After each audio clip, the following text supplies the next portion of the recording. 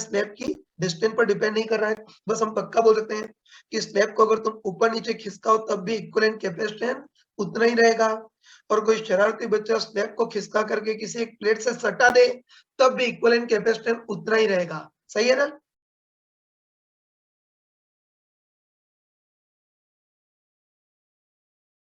Yes sir. फिर तुम खुद बताओ कि ये रिजल्ट तो ऑप्टिक्स के सिमिलर आ गया है ना, ध्यान रखना। ये रिजल्ट ऑप्टिक के सिमिलर आ गया, तो ऑप्टिक्स में मैंने बताया था है ना, ऑप्टिक्स में भी एक चीज बताई थी कि ऑब्जेक्ट और ऑब्जर्वर के बीच कांच की स्लैब लगा दें, तो इमेज की जो पोजीशन होती है स्लैब की केवल थिकनेस पर डिपेंड करती है, स्लैब की पोजीशन पर डिपेंड नहीं करती है। तो होता है स्लैब को आगे पीछे खींचना है तब भी इमेज वहीं का वहीं रहेगी। वैसे यहाँ भी वही रिजल्ट है कि इसका जो इक्विवेलेंट कैपेसिटेंस है वो भी स्लैब की केवल थिकनेस पर डिपेंड करेगा, पोजीशन पर डिपेंड नहीं करेगा। मतलब स्लैब को ऊपर नीचे खिसका है तब भी कैपेसिटेंस उतना ही रहेगा, और इस स्लैब को अगर किसी एक प्लेट से सटा दें तब भी इक्विवेलेंट कैपेसिटेंस उतना के उतना ही रहेगा। ये ध्यान रखना है। चलो अब इसमें आगे बढ़ रहा हूं लिख देता हूं एक बार,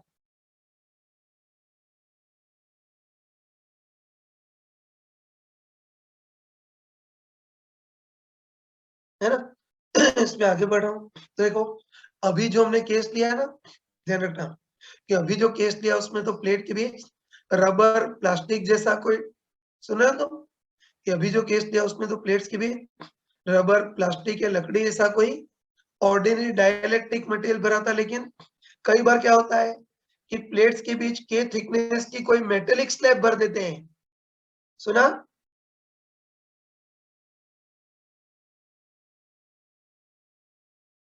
यस हेलो सर। तो ध्यान रखना अभी तो टी थिकनेस की रबर प्लास्टिक जैसी कोई डाइलेक्ट्रिक स्लैब भरी है, लेकिन कई बार, है ना, कई बार ऐसा होता है कि प्लेट के बीच टी थिकनेस की कोई मेटेलिक स्लैब भर देते हैं। तो तुम खुद बताओ कि मेटेलिक स्लैब भरेंगे तब भी इसका equivalent capacitance epsilon naught A upon D minus T 1 - 1/k होगा।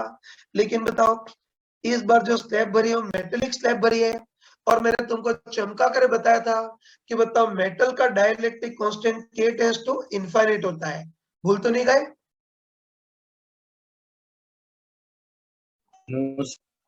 ये मैंने चमका कर बताया था कि अगर मेटेलिक स्लैब भरे तो मेटल का तो dielectric constant k tends to infinite होता है। k टेंड्स टू इनफाइनाइट हो गया तो 1 - k 0 हो जाएगा, तो तब equivalent capacitance epsilon naught A upon D minus T इतना ही होगा, है ना। तो मेटेलिक स्लैब भरते तो k टेंड्स टू इनफाइनाइट होगा, तो इसका equivalent capacitance epsilon naught A upon D minus T इतना ही होगा। और इसको तो हम चालाकी से भी कर सकते हैं ना, ये तो शरीफ मोटाई से किया, इसको तो हम चालाकी से भी कर सकते हैं ना, तो तुम सोच के बताओ, है ना। एक मिनट थोड़ा सोच के बताओ कि प्लेट के भी है ना, प्लेट के भी टोटल डिस्टेंस डी थी और इसके इसमें टी थिकनेस की कोई मेटेलिक स्लैब भरी है ना, इक्विवेलेंट कैपेसिटेंस निकालना है तो उसके लिए तो हम थोड़ा सा चालाकी का भी यूज कर सकते हैं। तो हमको पता है कि बताओ स्लैब को ऊपर नीचे खिसकाने पर इक्विवेलेंट कैपेसिटेंस में कोई चेंज नहीं आता है, पता है ना। स्लैब को ऊपर नीचे खिसकाए तो इक्विवेलेंट कैपेसिटेंस में कोई चेंज नहीं आता। तो इस बार हम क्या करते हैं कि स्लैब को खिसका करके ऊपर वाली प्लेट से बिल्कुल सटा देते हैं। कर सकते हैं ना ऐसा? हेलो। Yes sir. तो इस बार हम क्या करते हैं कि ये जो मेटेलिक स्लैब है उसको, है ना, मेटेलिक स्लैब को ऊपर की ओर खिसका करके इस प्लेट से बिल्कुल सटा देते हैं। कोई फर्क तो नहीं पड़ेगा ना। इस मेटेलिक स्लैब को इस प्लेट से सटा देते हैं। तो बताओ कि मेटेलिक प्लेट को अगर स्लैब से सटा देंगे तो यहां से यहां तक सब जगह मेटल होगा। तो बताओ इतना पार्ट भी एक कैपेसिटर की प्लेट के टाइप से काम करेगा। बताओ अब प्लेट के बीच इफेक्टिव डिस्टेंस कितनी बचेगी? बताओ डी माइनस टी। सही बोला? हेलो। Yes sir. इस बार ये कर सकते हैं कि मेटेलिक स्लैब को ऊपर खिसका कर बिल्कुल प्लेट से सटा देते हैं। तो बताओ कि मेटेलिक स्लैब को अगर प्लेट से सटा देंगे तो यहाँ से यहाँ तक सब जगह मेटल होगा, इससे पूरा काम एक मेटल की प्लेट के टाइप से काम करेगा। तो बताओ अब कैपेसिटर की प्लेट के बीच इफेक्टिव डिस्टेंस कितनी बची? D minus T. तो इस बार इसका capacitance epsilon naught A upon D की जगह डी माइनस टी आ जाएगा। तो इस टाइप के क्वेश्चन इजीली कर सकते हो। कोई कंफ्यूजन तो नहीं है? Hello, Yes, sir. कैसे कर सकते? चलो अब इसी में एक बहुत कॉमन टाइप का क्वेश्चन पूछ रहा हूँ जो नॉर्मली बुक में दिया होता है ना, ध्यान से देखना। तो इस बार भी कोई पैरेलल प्लेट कैपेसिटर है, ठीक है।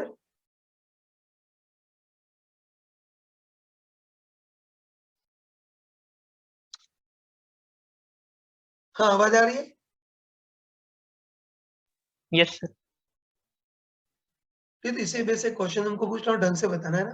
तो चलो इस बार भी कोई पैरेलल प्लेट कैपेसिटर है जिसमें प्लेट्स का एरिया ए और प्लेट के बीच डिस्टेंस डी है। तो हमको पता है कि अभी तो इसका कैपेसिटेंस कितना होगा सिंपली। अरे यार क्या हो गया यार,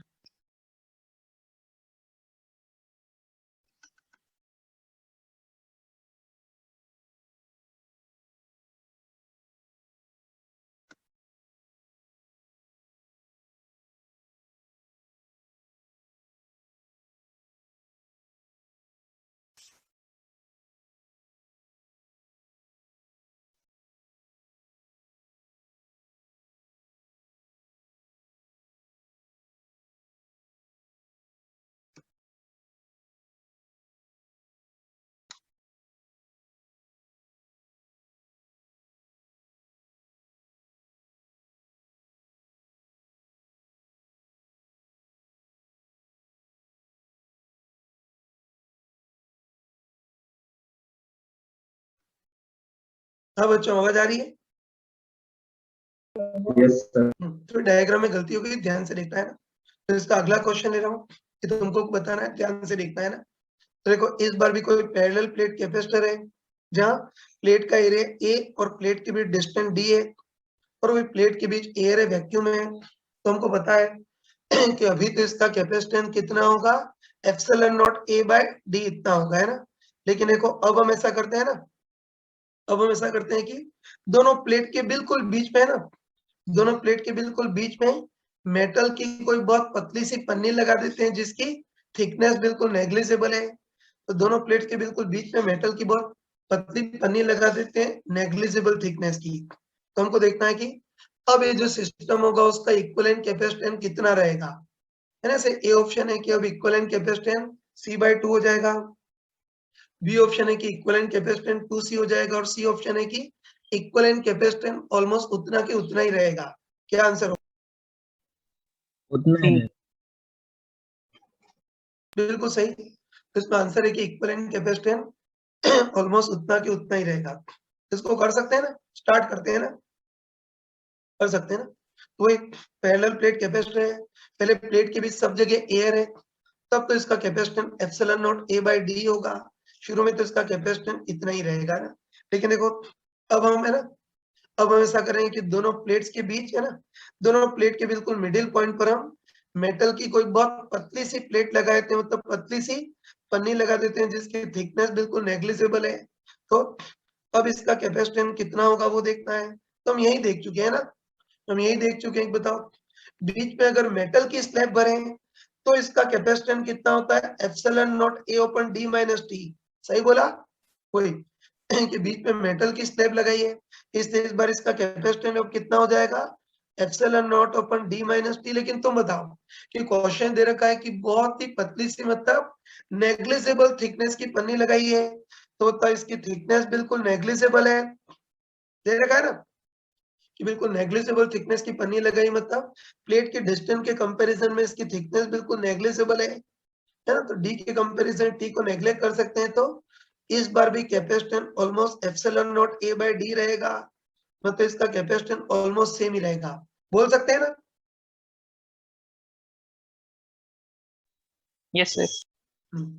या कोई चालाक पर्सन तो उसको चालाकी से भी कर सकता है। तुम बताओ कि मेटल की जो पतली सी पन्नी है उसको ऊपर नीचे खिसकाने पर कोई इफेक्ट, बताया था ना कि मेटल की पन्नी को ऊपर नीचे खिसकाएं तो कोई डिफरेंस क्रिएट नहीं होगा। तो उसके लिए हम क्या करते हैं कि मेटल की जो पतली सी पन्नी है उसको खिसका करके इस प्लेट से बिल्कुल सटा ही देते हैं। कर सकते हैं ना वैसा भी। तो मेटल की पतली सी पन्नी है उसको खिसका करके बिल्कुल इस प्लेट से सटा ही देते हैं। बताओ इस प्लेट से सटा देंगे तो बताओ अब प्लेट्स के बीच इफेक्टिव डिस्टेंस कितनी बचेगी, d माइनस टी। तो इसका capacitance epsilon naught A upon d minus T होगा, जहाँ थिकनेस नेग्लिजिबल है, तो capacitance almost epsilon naught A by D उतना ही रहेगा, सेम रहेगा। कर लोगे? Yes sir. लेकिन बताओ इसकी थिकनेस नेग्लिजिबल नहीं हो, ज्यादा हो, तो फिर capacitance epsilon naught A upon d minus T आएगा, मतलब कैपेसिटेंस बढ़ जाएगा। तो तुम खुद कर सकते हो, आगे बढ़ जाओ। Yes sir. Yes sir. तो तुमको जो स्लाइड भेजूंगा उसमें थोड़ी सी इसकी क्वेश्चन की लैंग्वेज लिख करके भेजूंगा। अभी आगे बढ़ जाओ। Yes sir. ये ध्यान से देखना, आगे बढ़ रहा हूँ। तो देखो अभी तो हमने ना ध्यान रखना कि अभी तो हमने जो केस दिया उस कई बच्चे लेट आ रहे हैं। मैंने बहुत पहले तुमको मैसेज कर लिया था कि आज क्लास जल्दी स्टार्ट होगी, फिर भी बच्चे लेट आ रहे हैं। उनका कुछ भी नहीं हो सकता, भगवान भी भला नहीं कर सकता। बताइए। हाँ चलो मैं आगे बढ़ जाता हूँ। ये ध्यान से देखता हूँ।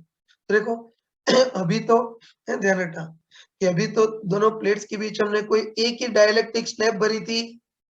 ध्यान रखना कि अभी तो दोनों प्लेट के बीच हमने केवल एक ही डाइलेक्ट्रिक स्लैब भरी थी, लेकिन कई बार ऐसे क्वेश्चन आते हैं जिसमें प्लेट्स के बीच बहुत सारे डाइलेक्ट्रिक स्लैब भरते हैं, तो तब भी इक्विवेलेंट कैपेसिटेंस हम सिमिलरिटी से निकाल सकते हैं ना।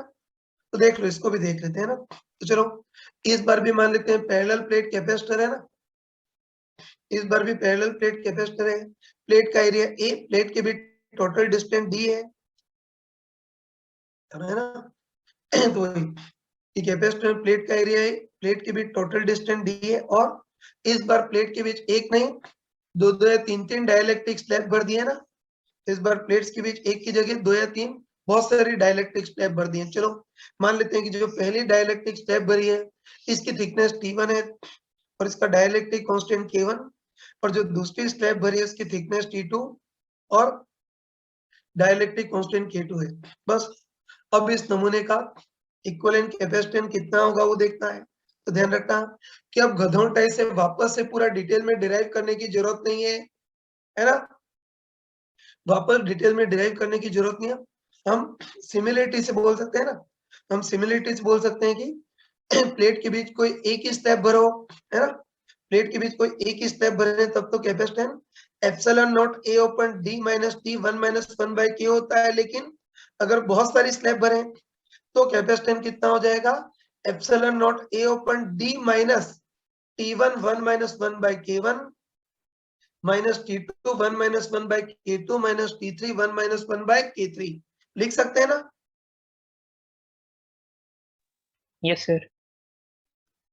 ये तो हम सिमिलरिटी से कर सकते हैं। तो हम, है ना, ये तो बिल्कुल क्या हो रहा है, हम बिल्कुल पक्का बोल सकते हैं कि अगर प्लेट के बीच बहुत सारी डाइलेक्ट्रिक स्लैब भरी हो, है ना, प्लेट के बीच बहुत सारी डाइलेक्ट्रिक स्लैब भरी हो तब भी उसका इक्विवेलेंट कैपेसिटेंस, है ना, बहुत सारी स्लैब भरी हो तब भी इसका इक्विवेलेंट कैपेसिटेंस वही epsilon naught A upon D minus T1 1 minus 1 by K1 minus T2 1 minus 1 by K2 minus T3 1 minus 1 by K3 ऐसे चलेगा। उसके सिमिलर बना सकते हो ना, कोई कंफ्यूजन तो नहीं है। नो। तो ध्यान रखना कि बहुत सारी स्लैब भरी हो तो इसका capacitance epsilon naught A upon D minus T1 1 minus 1 by K1 minus T2 1 minus 1 by K2 minus T3 1 minus 1 by K3 इस टाइप से इजीली कर सकते हो। और उनमें से कोई भी एक स्लैब मेटल की बनी हो तो उसका K टेंड्स टू क्या रख देंगे, इनफाइनाइट हो जाएगा। इसको कर सकते हैं। और हमको पता है कि एक की जगह तीन चार स्लैब भरे तब भी इन स्लैब को ऊपर नीचे खिसकाने पर कोई फर्क नहीं पड़ेगा और अच्छे से समझते हैं। आगे बढ़ जाओ।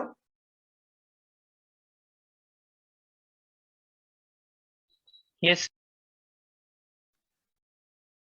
ध्यान रखना कि ऑप्टिक्स में स्लैब के कारण जो शिफ्टिंग थी वो कितनी थी, T1 माइनस 1 अपन n रिलेटिव, और यहाँ स्लैब के कारण T1 माइनस 1 बाय K आता है। देखो फॉर्मूले भी काफी कुछ सिमिलर दिख रहे हैं, सही है ना।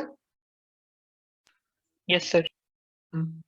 तो इसको इजीली कर सकते हो, स्लाइड भेजूंगा उससे नोट कर लेना, है ना। चलो तो डायलेक्ट्रिक के कंसेप्ट पढ़ लिए। अब देखो कई बार इसमें कुछ मैथमेटिकल क्वेश्चंस आते हैं, इसको देखना।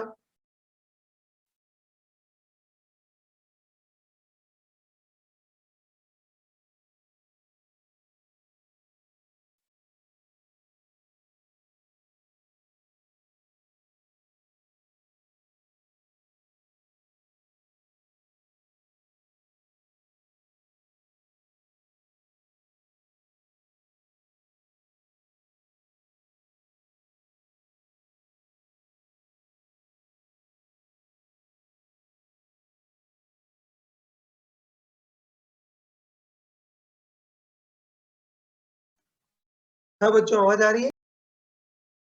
Yes sir. ठीक है। तो कई बार इसमें कुछ मैथमेटिकल क्वेश्चन आते हैं, उसको देखना। ठीक है ना। तो स्लाइड में मैं क्वेश्चन की लैंग्वेज लिख करके भेजूंगा। अभी मैं जस्ट क्वेश्चन को एक्सप्लेन ही कर रहा हूँ ना, ध्यान से सुनना है, केयरफुल देखना। देखो इस बार भी कोई पैरेलल प्लेट कैपेसिटर है, ढंग से लिखता हूँ तो, ठीक है ना। इस बार भी कोई पैरेलल प्लेट कैपेसिटर है, प्लेट्स का एरिया ए और प्लेट के बीच जो डिस्टेंस है उसको डी की जगह एल बोल रखा है। कंफ्यूज तो नहीं हो ना? तो प्लेट्स का एरिया ए और प्लेट के बीच जो डिस्टेंस है उसको डी की जगह एल से रिप्रेजेंट कर रखा है ना। अब देखो प्लेट के बीच वाले पूरे स्पेस में हमने कोई डाइलेक्ट्रिक मीडियम भर दिया है ना। तो वही कि प्लेट के बीच के पूरे अलग भाग में हमने कोई रबर या प्लास्टिक जैसा कोई डाइलेक्ट्रिक मीडियम भर दिया है। लेकिन इस बार जो डाइलेक्ट्रिक मीडियम है उसका डाइलेक्ट्रिक कांस्टेंट यूनिफॉर्म नहीं है, नॉन यूनिफॉर्म है। सुन रहे हो? कि इस बार जो मटेरियल भरा है उसका डाइलेक्ट्रिक कांस्टेंट नॉन यूनिफॉर्म है, मतलब इसका डाइलेक्ट्रिक कांस्टेंट इस प्लेट से डिस्टेंस y पे डिपेंड कर रहा है ना। उसका डाइलेक्ट्रिक कांस्टेंट इस प्लेट से डिस्टेंस y पे डिपेंड कर रहा है। और हमको दे रखा है कि इस बार डाइलेक्ट्रिक कांस्टेंट कैसे चेंज कर रहा है, 1 प्लस वाई बाय एल। मैंने गलत लिख दिया, सॉरी। ठीक, वही इसका डाइलेक्ट्रिक कांस्टेंट इस प्लेट से डिस्टेंस y पे डिपेंड कर रहा है। और क्वेश्चन में दे रखा है कि इसका डाइलेक्ट्रिक कांस्टेंट कैसे चेंज कर रहा है, 1 प्लस वाई बाय एल के टाइप से चेंज कर रहा है, जिसको सिंप्लीफाई करके y plus L by L ऐसा भी लिख सकते हैं। तो इस टाइप से डाइलेक्ट्रिक कांस्टेंट चेंज कर रहा है। बस इस बार इस कैपेसिटर का इक्विवेलेंट कैपेसिटेंस कितना होगा, मतलब ए और बी के बीच इक्विवेलेंट कैपेसिटेंस कितना होगा वो देखना है। कर सकते हैं ना? यस स्टार्ट करते हैं। इसका मतलब समझते हो ना? मतलब है कि चार्ज ए से एंटर करे बी से निकले तो कितना इक्विवेलेंट कैपेसिटेंस होगा वो देखना है ना। कर सकते हैं, स्टार्ट करते हैं। तो हमको दे रखा है कि इस बार भी कैपेसिटर की प्लेट्स की भी डाइलेक्ट्रिक मीडियम भरा है, लेकिन उसका डाइलेक्ट्रिक कांस्टेंट नॉन यूनिफॉर्म है, y पे डिपेंड कर रहा है और 1 प्लस वाई बाय एल पे डिपेंड कर रहा है ना। तो हम पक्का बोल सकते हैं ना, हम पक्का बोल सकते हैं कि इधर y कम है तो इसका डाइलेक्ट्रिक कांस्टेंट भी कम होगा। बोल सकते हैं ना यार? बोल सकते हैं। इस सब जगह y कम है तो डाइलेक्ट्रिक कांस्टेंट भी कम, इधर y ज्यादा है डाइलेक्ट्रिक कांस्टेंट ज्यादा, इधर और ज्यादा, इधर और ज्यादा। इस तरह से हम पक्का बोल सकते हैं कि इस बार हर जगह डाइलेक्ट्रिक कांस्टेंट डिफरेंट है, तो हर एलिमेंट का कैपेसिटेंस भी डिफरेंट होगा। तो टोटल कैपेसिटेंस निकालने के लिए हमको इंटीग्रेट करना पड़ेगा। सही बोला? यस सर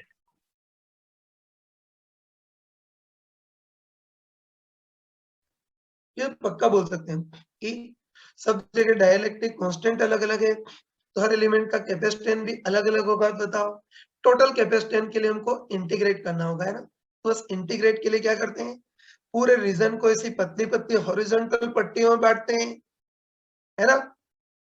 तो बोल सकते हैं कि इंटीग्रेट के लिए इस पूरे मीडियम को पतली पतली हॉरिजॉन्टल पट्टियों में बांटते हैं और ऐसा करते हैं कि यहाँ से y डिस्टेंस पर dy थिकनेस की कोई पतली सी पट्टी लेते हैं।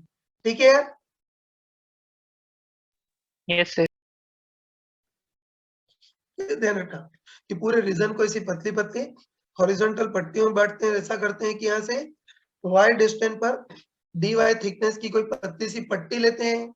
और तुम बताओ कि पट्टी y डिस्टेंस पर है तो इस अकॉर्डिंग उसका डाइलेक्ट्रिक कांस्टेंट कितना होगा, 1 प्लस वाई बाय एल, मतलब y plus L by L इतना होगा, है ना। तो तुम बताओ कि जो पतली सी पट्टी है वो भी एक पतले से कैपेसिटर के टाइप से काम करेगी। सही बोला? Yes, sir. है तो हम बोल सकते हैं, हम बोल सकते हैं कि इस बार भी जो हो रहा है इस बार भी जो पतली सी पट्टी है वो भी एक पतले से कैपेसिटर के टाइप से काम करेगी। तो सबसे पहले देखते हैं कि इस पतली सी पट्टी या पतले से एलिमेंट का कैपेसिटेंस कितना होगा, वो देखते हैं। आराम से बताओ, है ना, आराम से बताओ कि इस पतली सी पट्टी या पतले से एलिमेंट का कैपेसिटेंस कितना होगा। Epsilon naught A by D, sorry गलत बोल गया, कि इस पतली पट्टी का कैपेसिटेंस कितना होगा, K epsilon naught A by D. सही कहा? Hello, Yes, sir. जी सर। मैं लिख देता हूँ, पतले से एलिमेंट या पतली सी पट्टी का कैपेसिटेंस कितना होगा, K epsilon naught A upon D, इसकी थिकनेस डी वाई। मैं लिख देता हूँ कि बताओ इस पतली सी पट्टी या पतले से एलिमेंट का capacitance K epsilon naught A by D. तुम आराम से बताओ कि पट्टी वाई डिस्टेंस पर है, तो इस अकॉर्डिंग उसका डाइलेक्ट्रिक कांस्टेंट तो कितना होगा, Y plus L by L. लिख सकते हैं ना, हम बोल सकते हैं कि पतली सी पट्टी है ना, ये पट्टी वाई डिस्टेंस पर है, तो इसका डाइलेक्ट्रिक कांस्टेंट तो Y plus L by L होगा। Epsilon naught A upon D क्या है, इस पतली सी पट्टी की थिकनेस डी वाई। सही कहा ना मैंने? Yes. बोल सकते हैं कि इस पतले से एलिमेंट का कैपेसिटेंस के की जगह तो Y plus L by epsilon naught A upon D क्या होगा, इस पतली सी पट्टी की थिकनेस डी वाई। बस आराम से बताओ, है ना, आराम से बताओ कि इस पतली सी पट्टी का कैपेसिटेंस इतना हो गया ना, तो तुम बताओ कि इस पतली सी पट्टी का कैपेसिटेंस इतना, तो इसका टोटल कैपेसिटेंस का इंटीग्रेशन इस बार बोल सकते हैं, नहीं नहीं बोल सकते हैं, इस बार नहीं बोल सकते हैं ना। तो तुम खुद बताओ, या तुम खुद बताओ कि बताए जो भी, है ना, वही जो भी रीजन है उसको हमने ऐसे ऐसे पतली पतली पट्टियों में बांटा है। तो बताओ, है ना, बताओ चार इधर से एंटर करा है इधर निकल रहा है, मतलब चार ऐसे बहने की टेंडेंसी रख रहा है। बताओ चार ऐसे बहने की टेंडेंसी रख रहा है, तो जितने भी एलिमेंट हैं सब 1 बाय 1 होंगे, मतलब सीरीज कॉम्बिनेशन में होंगे। सही बोला? Yes sir. ये तो हम पक्का बोल सकते हैं, नहीं हम पक्का बोल सकते हैं कि इस पूरे रीजन को ऐसे ऐसे पतली पतली पट्टियों में बांटा है। तो तुम बताओ कि चार इधर से एंटर करा इधर निकल रहा है, मतलब चार नीचे की ओर बहने का ट्राई कर रहा है। तो बताओ चार नीचे की ओर बहने का ट्राई करेगा, तो ये जितनी भी पतली पतली पट्टियां सब सीरीज कॉम्बिनेशन में होंगी। और तुम बताओ किस, है ना, बताओ जितने भी पतले पतले एलिमेंट है सब सीरीज कॉम्बिनेशन में होंगे। तो सीरीज कॉम्बिनेशन में इक्विवेलेंट कैपेसिटेंस कितना होता है, 1 by C equivalent equal to 1 by C1 plus 1 by C2 plus 1 by C3 इतना होता है। तो शक तो नहीं होगा शायद, तो पक्का बोल सकते हैं कि चार्ट ऐसे बहने का ट्राई करा है, तो जितने ही पतले पतले, है ना, जितने ही पतले पतले एलिमेंट है सब सीरीज कॉम्बिनेशन में होंगे, और सीरीज कॉम्बिनेशन में होंगे तो equivalent capacitance 1 by C1 equal to 1 by C1 plus 1 by C2 plus 1 by C3 होगा। और तुम बताओ कि 1 by C1 1 by C2 1 by C3 इन सब के कंटिन्यूस एडिशन को क्या बोल सकते हैं, इंटीग्रेशन 1 by DC। सही बोला? Yes, sir. तो ये इस क्वेश्चन में मेन स्टेप है, तो ध्यान रखना कि, है ना, ध्यान रखना कि इस बार चार्ट ऐसे बहने का ट्राई कर रहा है, तो जितने पत्ते पत्ते एलिमेंट होंगे सब सीरीज कॉम्बिनेशन में होंगे। तो 1 by C equal to 1 by C1 plus 1 by C2 plus 1 by C3, मतलब हमको C का समेशन नहीं करना, 1 by C का समेशन करना है। तो बताओ 1 by C के समेशन, 1 by C के कंटिन्यूस समेशन को इंटीग्रेशन 1 by DC बोल सकते हैं। बस इस बार 1 by C equal to 1 by C1 plus 1 by C2 plus 1 by C3 के कंटिन्यूस एडिशन को इंटीग्रेशन 1 by DC लिख सकते हैं, सॉल्व कर सकते हैं। इंटीग्रेशन DC, है ना, तो तुम बताओ DC कितना है, L माइनस, बोल रहा हूँ DC कितना है, y plus L epsilon naught A open L dy। तो 1 ओपन DC उसका उल्टा हो जाएगा, उल्टा हो जाएगा, मतलब L dy open epsilon naught A into y plus L, ये हो जाएगा। सही लिखा है? Hello hello, Yes, sir. तो तुम बताओ DC इतना है तो 1 by DC उसका उल्टा हो जाएगा। बस इक्विवेलेंट कैपेसिटेंस के लिए सीरीज कॉम्बिनेशन का फॉर्मूला लगाएंगे, मतलब 1 by C equal to integration 1 by DC। तो इंटीग्रेशन 1 by DC कितना हो जाएगा, L dy upon epsilon naught A L minus y। चलो कांस्टेंट को बाहर भगाते हैं, तो कांस्टेंट तो L कांस्टेंट है और एप्सिलॉन नॉट A कांस्टेंट है। ये सब तो बाहर और अंदर इंटीग्रेशन कितना हो गया, dl open y plus L, क्या लिख दिया सॉरी, ये सब कांस्टेंट बाहर और अंदर integration dy open y plus L, बस लिमिट रखते हैं। बताओ dy तो y की लिमिट रखेंगे, है ना, dy तो y की लिमिट रखेंगे, तो बताओ y हम यहां से मेजर करें तो सबसे पहला एलिमेंट ये होगा जिसके लिए y इक्वल 0, फिर y इक्वल 1 2 3 4 करते हुए लास्ट एलिमेंट ये होगा जिसके लिए y इक्वल l। तो तुम बताओ कि स्लैब कहां से कहां तक फैली हुई है, 0 to L. तुम खुद बताओ कि मीडियम कहां से कहां तक फैला हुआ है, y इक्वल 0 से y इक्वल टू l, तो लिमिट भी y इक्वल 0 से y इक्वल l ये रख देंगे। बस इंटीग्रेट तो कर सकते हो ना, हेलो, है ना, इंटीग्रेट तो कर सकते हो ना, तुम आराम Yes, से sir. बताओ, एक मिनट, तुम आराम से बताओ ये एक्सप्रेशन कैसा है, ये मैथमेटिकल टूल में पढ़ा होगा ना, आराम से बताओ कि एक्सप्रेशन कैसा है, 1/y जैसा दिख रहा है, बस y की जगह y की लीनियर टर्म आ गई है।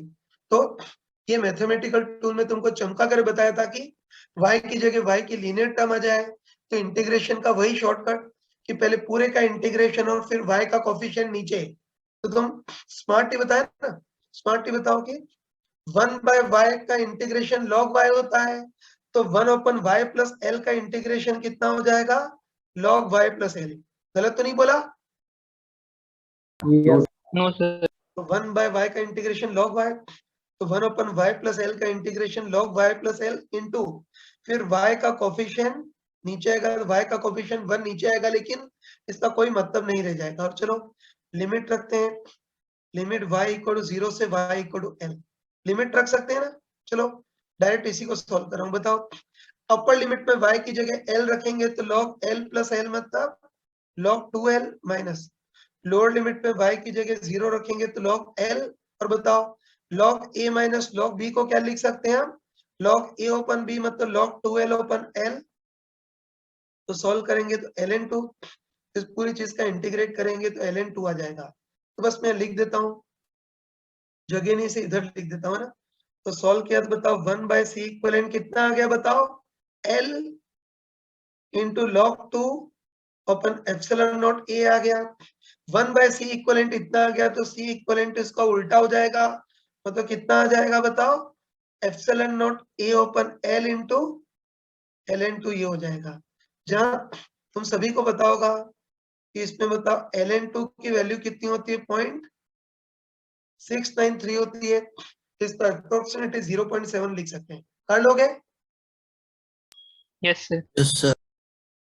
फिर तुम खुद बताओ कि इस बार जो डाइलेक्ट्रिक कांस्टेंट था वो केवल y पे डिपेंड करा था, इसने y डिस्टेंस पर dy की हॉरिजॉन्टल पट्टी ली थी, लेकिन इसी क्वेश्चन में बताओ डाइलेक्ट्रिक कांस्टेंट x पे डिपेंड करता Vertical. तो वर्टिकल पट्टियां लेते हैं ना, डाइलेक्ट्रिक कांस्टेंट x पे डिपेंड करता तो पूरे रीजन को पतली पतली वर्टिकल पट्टियों में बांटते और x डिस्टेंस पर dx का एलिमेंट लेते। और बताओ तब ये जितनी भी पट्टियां वो सब सीरीज में होती है पैरेलल में, Parallel. तब पैरेलल में होती, तो तब c equivalent equal to c1 plus c2 plus c3, तो c equivalent equal integration dc उसमें हो जाएगा, लेकिन यहाँ नहीं हो पाएगा। तो ऐसे क्वेश्चन है तो तुम खुद ही निपट सकते हो ना। Yes, sir. Yes, sir. तो इवनिंग में मैं इसके 2 होमवर्क क्वेश्चन दूंगा, है ना, अभी तो नहीं लेकिन इवनिंग में 2 होमवर्क क्वेश्चन दूंगा और तुमको खुद को ट्राई करना है ना। एक तो वो क्वेश्चन जिसमें डाइलेक्ट्रिक कांस्टेंट x पे डिपेंड कर रहा है, और एक तुम्हारे शीट में HLP का लास्ट क्वेश्चन, तुम्हारे कैपेसिटर की शीट में जो HLP है उसका लास्ट क्वेश्चन है ना, वो ऐसा है जो तुम्हारे एग्जाम में पूछा जाता है।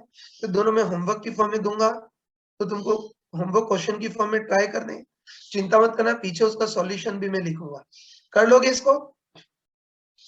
Yes, sir. Yes, sir.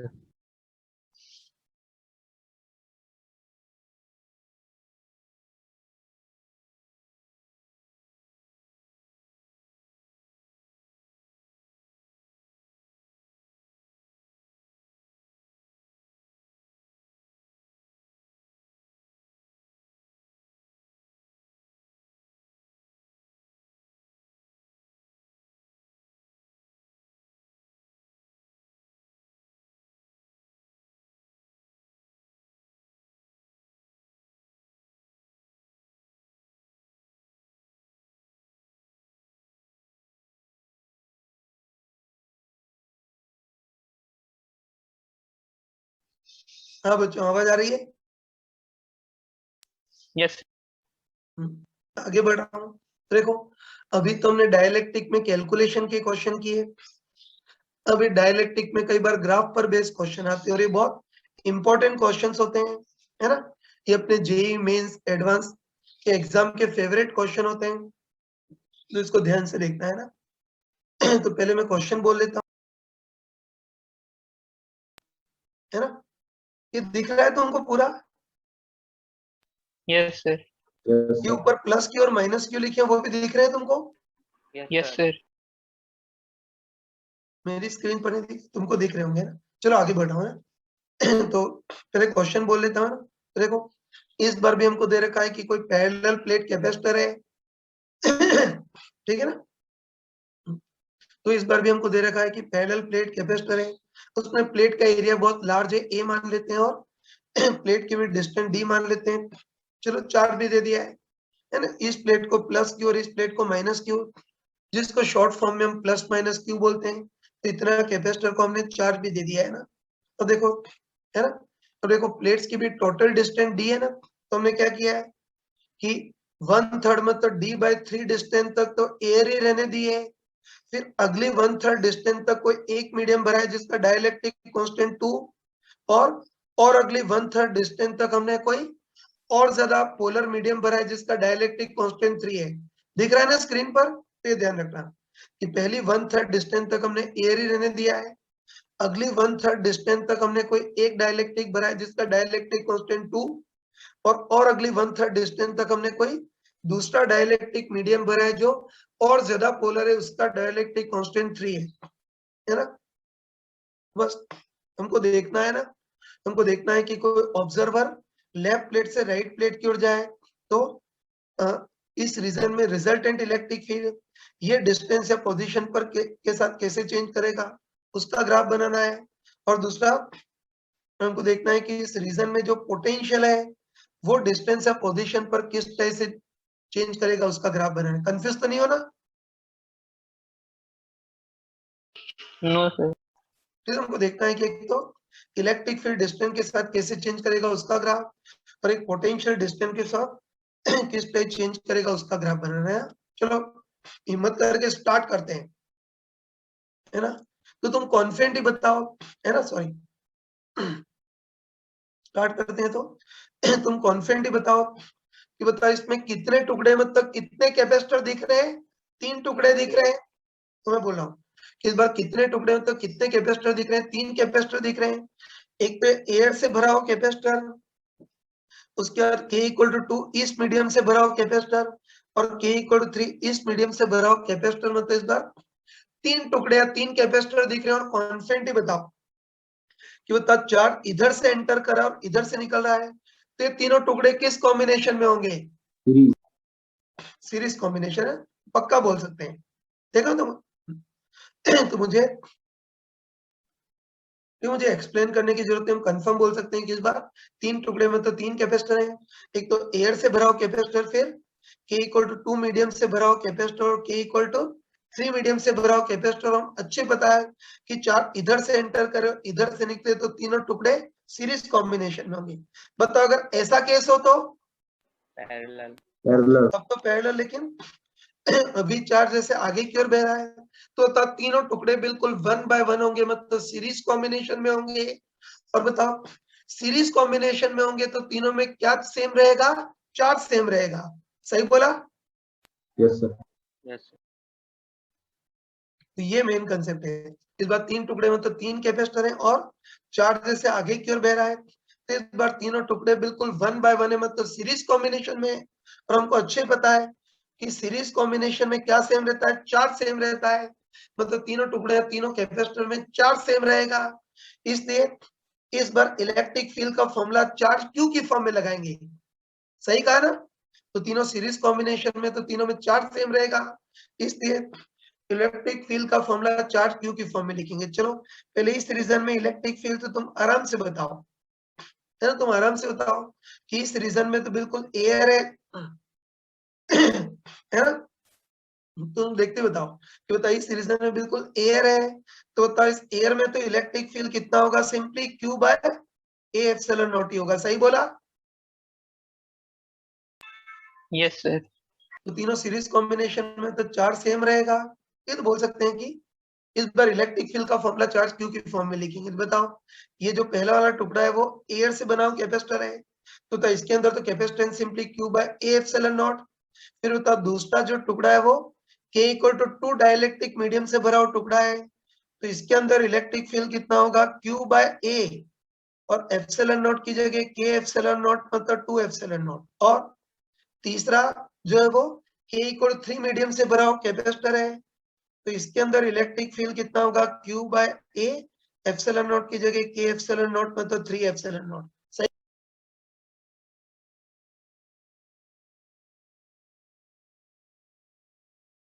Hello, yes ये तो पक्का बोल सकते हैं। इस बार तीनों टुकड़े सीरीज कॉम्बिनेशन में से चार्ज सेम रहेगा, तो इस बार इलेक्ट्रिक फील्ड का फॉर्मूला चार्ज क्यू की फॉर्म में लिखेंगे। बस ये एयर वाला कैपेसिटर है तो उसमें electric field Q by A epsilon naught, ये मीडियम से भरा हुआ कैपेसिटर है तो electric field Q by A epsilon naught की जगह के एप्सिलॉन मतलब 2 एप्सिलॉन नॉट, और इसमें क्यू अपन ए एप्सिलॉन नॉट की जगह 3 एप्सिलॉन नॉट, ये हो गया। बस अब तो कोई छोटा बच्चा ही बता सकता है, बताओ, है ना? कोई छोटा बच्चा ही बता सकता है कि सीरीज कॉम्बिनेशन में से चार तो सेम है, लेकिन इसका डिनोमिनेटर सबसे कम है, तो इधर इलेक्ट्रिक फील्ड सबसे ज्यादा होगा। इधर इलेक्ट्रिक फील्ड डिवाइडेड बाय 2 है मतलब कम होगा, और इधर सबसे कम होगा। सही बोला? Yes sir. Yes, sir. और इतना तो पता है? इतना तो पता है कि भले इलेक्ट्रिक फील्ड ज्यादा है लेकिन कम से कम एयर वाला रीजन है, वहां तो इलेक्ट्रिक फील्ड कांस्टेंट ही होगा ना। Hello, Yes, sir. Yes sir. यहां से यहां तक तो इलेक्ट्रिक फील्ड कांस्टेंट रहेगा, लेकिन बड़ा कांस्टेंट रहेगा। इस मीडियम के अंदर भी इलेक्ट्रिक फील्ड कांस्टेंट रहेगा, लेकिन बताओ छोटा कांस्टेंट होगा। और इस तीसरे रीजन के अंदर भी इलेक्ट्रिक फील्ड कांस्टेंट रहेगा, लेकिन सबसे छोटा कांस्टेंट रहेगा। तो बस अब ग्राफ बना सकते हैं। तो सबसे पहले पूछा है कि इस बार इस रीजन में इलेक्ट्रिक फील्ड का डिस्टेंस के साथ ग्राफ कैसा होगा, वो देखना है। तो ग्राफ तुम बहुत इजीली बता निकाल सकते हो ना, तो तुम आराम से बताओ। तुम आराम से बताओ कि जो एयर वाला रीजन है वह इलेक्ट्रिक फील्ड कांस्टेंट तो है, लेकिन बड़ा कांस्टेंट है। सही लिखा मैंने? Hello, Yes, sir. यस तो जो सर। एयर वाला रीजन होगा वहां इलेक्ट्रिक फील्ड कांस्टेंट होगा, लेकिन इलेक्ट्रिक फील्ड बड़ा कांस्टेंट होगा, और Q by A epsilon naught होगा। फिर बताओ ये वाला जो रीजन है वहां भी इलेक्ट्रिक फील्ड कांस्टेंट रहेगा, लेकिन छोटा कांस्टेंट होगा। सही है ना? इस रीजन में भी इलेक्ट्रिक फील्ड कांस्टेंट रहेगा, लेकिन छोटा कांस्टेंट होगा, इनफैक्ट इसका आधा होगा। और जो तीसरा रीजन है उसमें भी इलेक्ट्रिक फील्ड कांस्टेंट रहेगा, लेकिन और छोटा कांस्टेंट रहेगा, 1/3 होगा। तो ग्राफ इस टाइप का कुछ आएगा, सीढ़ियों जैसा आएगा। सही है ना?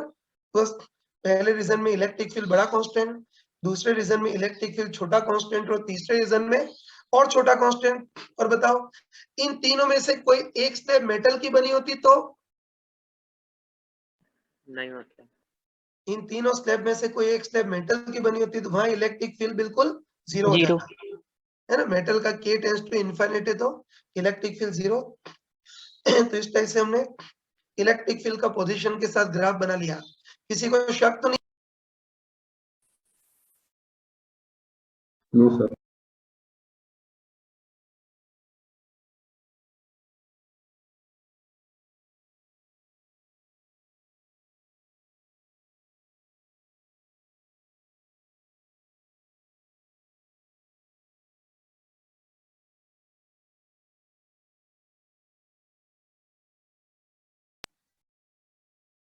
हाँ बच्चों, आगे बढ़ रहा हूँ।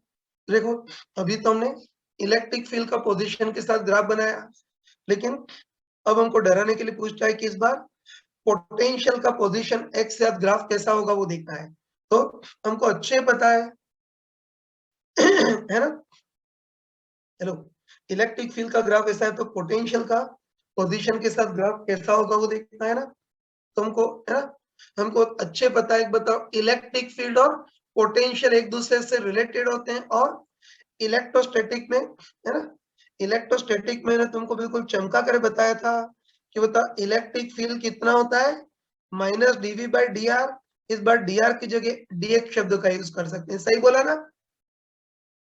तुमको पता है कि इलेक्ट्रिक फील्ड और पोटेंशियल आपस में रिलेटेड होते हैं, और इलेक्ट्रिक फील्ड कितना होता है minus D V by D X. तुम बताओ कि माइनस को उधर ट्रांसफर करते हैं ना, तो होता माइनस को, ठीक है ना, माइनस को उधर ट्रांसफर करेंगे तो DV by D X minus E आएगा।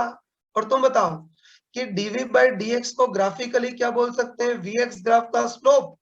सही कहा? Yes sir. फिर बताओ डीवी बाई डी एक्स को ग्राफिकली क्या बोल सकते हैं, वी एक्स ग्राफ का स्लोप। तुम बताओ कि वी एक्स ग्राफ का स्लोप इसके बराबर होगा माइनस ई के बराबर होगा। बस तुम आराम से बताओ कि हमने हर रीजन में इलेक्ट्रिक फील्ड, है ना, आराम से बताओ क्यों, तो हर रीजन में हमने इलेक्ट्रिक फील्ड निकाल लिया, मतलब इनडायरेक्टली वी एक्स ग्राफ का स्लोप निकाल लिया है। तो बस स्लोप के बेसिस पर वी एक्स ग्राफ को एस्टिमेट कर सकते हैं। तुम बताओ कि जैसे काइनेमेटिक्स में तुमने, है ना, जैसे काइनेमेटिक्स में तुमने वीटी से एक्सटी का ग्राफ बनाया था, वैसे इलेक्ट्रिक फील्ड से पोटेंशियल का ग्राफ बनाएंगे। तो बस हमको अच्छे पता है कि इलेक्ट्रिक फील्ड पता है, मतलब इनडायरेक्टली वीएक्स ग्राफ का स्लोप पता है, तो स्लोप के बेसिस पर वीएक्स ग्राफ को एस्टिमेट कर सकते हैं। चलो इतना तो देखते ही पता चल गया होगा, है ना, एक मिनट ध्यान रखना, है ना, कि इतना देखते ही पता चल गया होगा कि इन तीनों रीजन में इलेक्ट्रिक फील्ड भले अलग अलग है लेकिन कांस्टेंट है ना, मुंह जुबानी बोल सकते हैं कि इन तीनों रीजन में इलेक्ट्रिक फील्ड भले अलग अलग है लेकिन इलेक्ट्रिक फील्ड कांस्टेंट है। इलेक्ट्रिक फील्ड ई कांस्टेंट है तो वीएस ग्राफ का स्लोप भी कांस्टेंट होगा, है ना, तो बोल सकते हैं कि इलेक्ट्रिक फील्ड कांस्टेंट है तो वीएस ग्राफ का स्लोप भी कांस्टेंट होगा। और बताओ स्लोप कांस्टेंट होगा तो ग्राफ स्ट्रेट लाइन होगी, लेकिन इलेक्ट्रिक फील्ड अलग अलग है तो ग्राफ भी अलग अलग स्ट्रेट लाइन होगी, है ना। तो स्मार्ट ही बताओ, है ना, स्मार्ट ही बताओ कि इस एयर वाले पार्ट में इलेक्ट्रिक फील्ड सबसे बड़ा कांस्टेंट है ना। बताओ ये जो एयर वाला पार्ट है ना, इस एयर वाले पार्ट में इलेक्ट्रिक फील्ड सबसे बड़ा कांस्टेंट है, तो इलेक्ट्रिक फील्ड सबसे बड़ा कांस्टेंट है तो वीएस ग्राफ का स्लोप भी सबसे बड़ा कांस्टेंट होगा, लेकिन नेगेटिव होगा तो स्लोप सबसे बड़ा नेगेटिव होगा। सही कहा? यस मैं लिख देता हूँ, है ना, मैं लिख देता हूँ कि एयर वाले पार्ट में भी इलेक्ट्रिक फील्ड कांस्टेंट है तो वीएस ग्राफ का स्लोप भी कांस्टेंट, ग्राफ स्ट्रेट लाइन तो होगा, लेकिन यहाँ इलेक्ट्रिक फील्ड सबसे बड़ा कांस्टेंट है। इलेक्ट्रिक फील्ड सबसे बड़ा कांस्टेंट है तो यहाँ वीएस ग्राफ का जो स्लोप है वो सबसे बड़ा नेगेटिव होगा, और स्लोप सबसे बड़ा नेगेटिव होगा मतलब ग्राफ सबसे ज्यादा एंगल नीचे की ओर झुका होगा। सही बोला? Yes sir. तो बोल सकते हैं इसमें स्लोप कांस्टेंट है से ग्राफ स्ट्रेट लाइन तो होगी, लेकिन इसमें इलेक्ट्रिक फील्ड सबसे बड़ा कांस्टेंट है तो वीएस ग्राफ का स्लोप भी सबसे बड़ा नेगेटिव होगा, और स्लोप सबसे बड़ा नेगेटिव होगा तो ग्राफ सबसे ज्यादा एंगल नीचे की ओर झुका होगा। और आगे बढ़ते हैं अब रीजन 2 में, तो तुम खुद बताओ कि रीजन 2 में इलेक्ट्रिक फील्ड थोड़ा छोटा कांस्टेंट है, तो इलेक्ट्रिक फील्ड थोड़ा छोटा कांस्टेंट है तो होता वीएस ग्राफ का स्लोप होगा वो भी थोड़ा सा छोटा नेगेटिव होगा, और स्लोप थोड़ा छोटा नेगेटिव होगा तो ग्राफ कम एंगल नीचे की ओर झुका होगा, इस टाइप का होगा। सही बोला?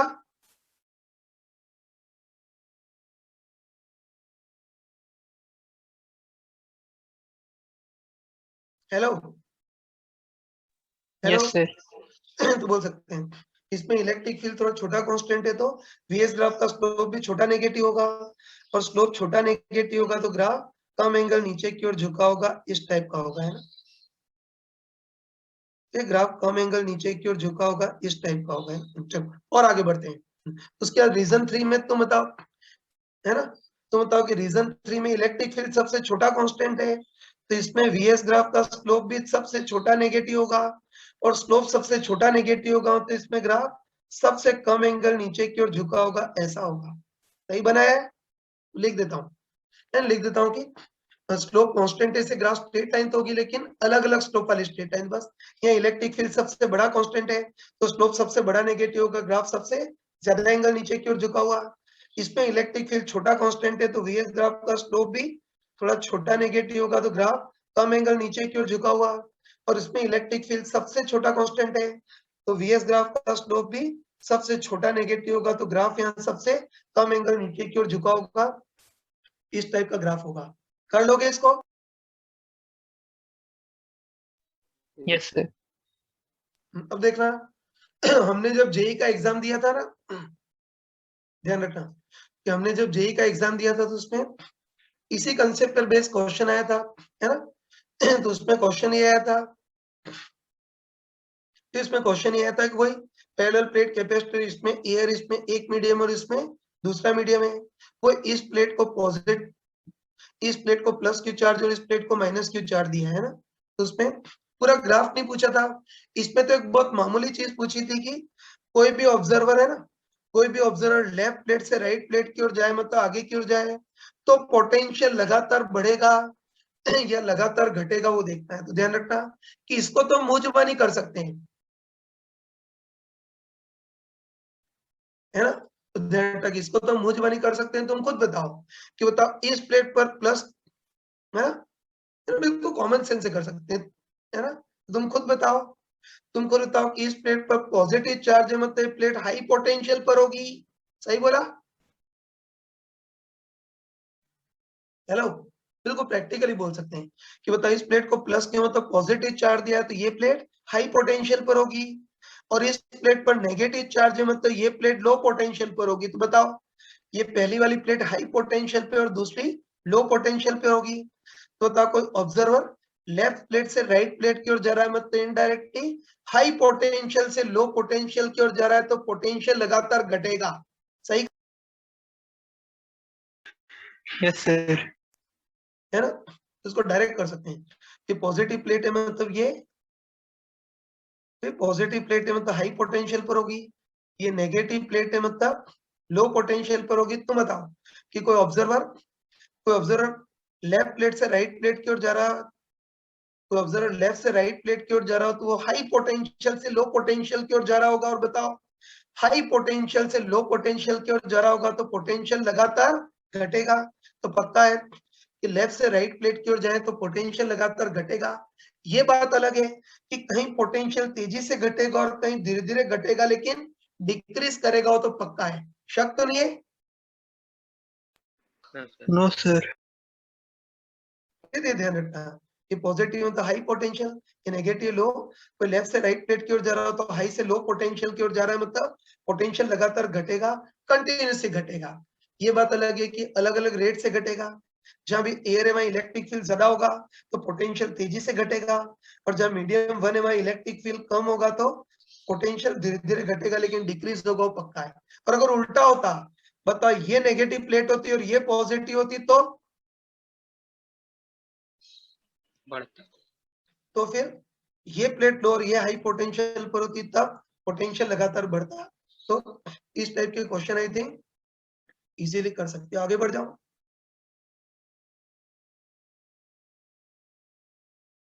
Yes, sir.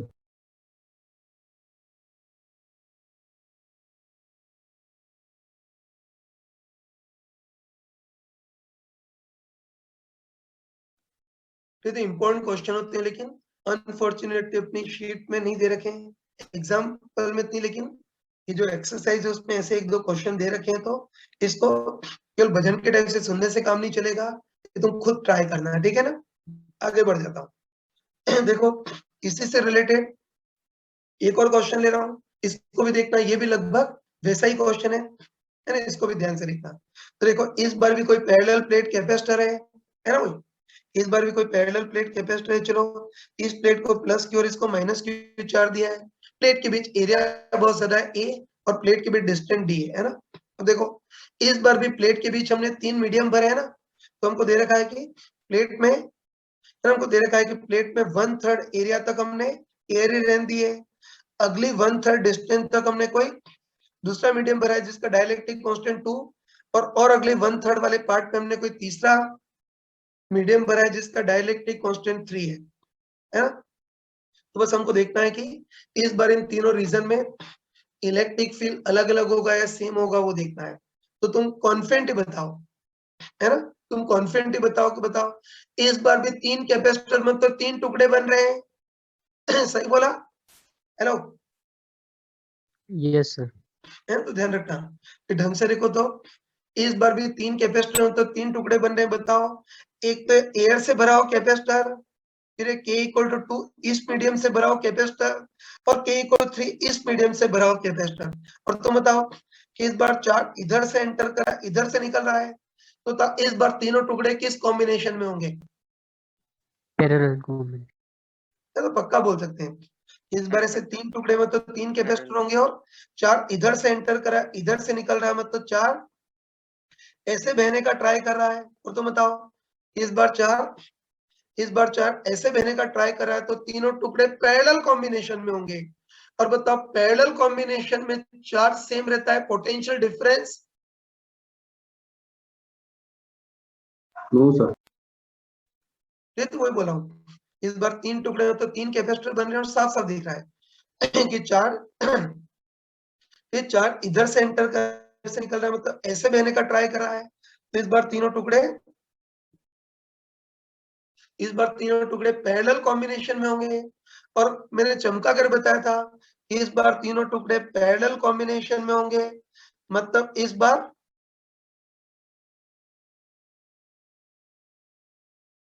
है ना वही, इस बार तीनों टुकड़े पैरेलल कॉम्बिनेशन में होंगे, इसलिए इस बार तीनों पर चार्ज सेम नहीं रहेगा। इस बार तीनों के अक्रॉस पोटेंशियल डिफरेंस सेम होगा। सही बोल, यस सर। ये पक्का बोल सकते हैं कि 4 इधर से एंटर के इधर से निकले तीनों टुकड़े पैरेलल कॉम्बिनेशन में होंगे। और पैरेलल कॉम्बिनेशन में चार्ज सेम नहीं रहता है, बल्कि पोटेंशियल डिफरेंस सेम होता है। तो इस बार इलेक्ट्रिक फील्ड का फॉर्मूला पोटेंशियल डिफरेंस की फॉर्म में लिखना होगा। तो ये डिफरेंस है ना कि पिछले वाले पार्ट में तीनों सीरीज में थे, चार्ज सेम था, इससे इलेक्ट्रिक फील्ड का फॉर्मूला चार्ज की फॉर्म में लिखा था। अभी तीनों पैरेलल कॉम्बिनेशन में तो पोटेंशियल डिफरेंस सेम होगा, तो अब इलेक्ट्रिक फील्ड का फॉर्मूला हम पोटेंशियल डिफरेंस की फॉर्म में लिखेंगे। देखो ये मैंने कैपेसिटर की पहली क्लास में है ना, 1 मिनट, तो कैपेसिटर की पहली क्लास में हमको चमका कर बताया था कि कैपेसिटर में प्लेट के बीच इलेक्ट्रिक फील्ड चार्ज की फॉर्म में भले Q by A epsilon naught होता हो, लेकिन प्लेट के बीच इलेक्ट्रिक फील्ड पोटेंशियल डिफरेंस की फॉर्म में क्या होता है, डेल्टा V ओपन डेल्टा। भूल तो नहीं गए? No sir. है तो ध्यान रखना, इस बार पहले में पोटेंशियल डिफरेंस सेम है, तो इस बार इलेक्ट्रिक फील्ड का फॉर्मूला पोटेंशियल डिफरेंस की फॉर्म में लिखेंगे। तो हमको पता है कि प्लेट के बीच इलेक्ट्रिक फील्ड पोटेंशियल डिफरेंस की फॉर्म में क्या होता है, डेल्टा V बाय डेल्टा। बताओ डेल्टा V तो दोनों प्लेट के बीच पोटेंशियल डिफरेंस, इसको V बोल लेता हूँ, और डेल्टा R दोनों प्लेट्स के बीच डिस्टेंस, इसको D बोल लेता हूँ। तो इस बार V ओपन डेल्टा R में तो V बाय D बताओ, तुम देखते बताओ कि है ना, तुम देखते बताओ कि जो तीनों टुकड़े पैरेलल में, मत लिख देता हूँ चलो।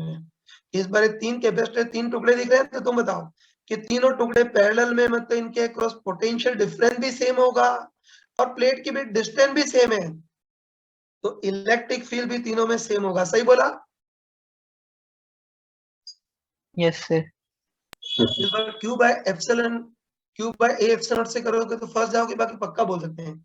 इस बार 3 कैपेसिटर बन रहे, तीनों पैरेलल में, तो पोटेंशियल डिफरेंस सेम होगा। तो इस बार स्मार्टनेस है कि इलेक्ट्रिक फील्ड का फॉर्मूला पोटेंशियल डिफरेंस की फॉर्म में लगाएंगे, और इलेक्ट्रिक फील्ड का फॉर्मूला पोटेंशियल डिफरेंस की फॉर्म में delta V open delta.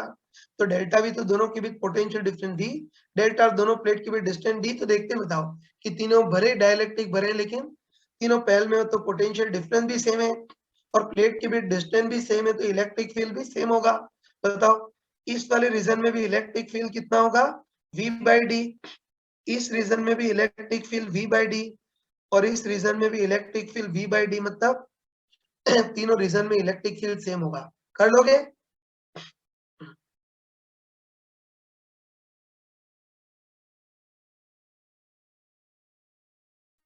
Hello, कर लोगे? इसमें स्मार्टनेस यही है कि पहले सीरीज में थे 4 सेम, तो electric field Q by A epsilon naught. अभी सब पैरेलल में, तो पोटेंशियल डिफरेंस सेम। तो इस बार इलेक्ट्रिक फील्ड का formula delta V by delta R है, डेल्टा V बाय D। बस तीनों पैरेलल में पोटेंशियल डिफरेंस भी सेम, प्लेट के बीच डिस्टेंस भी सेम है, तो इलेक्ट्रिक फील्ड भी तीनों में सेम होगा।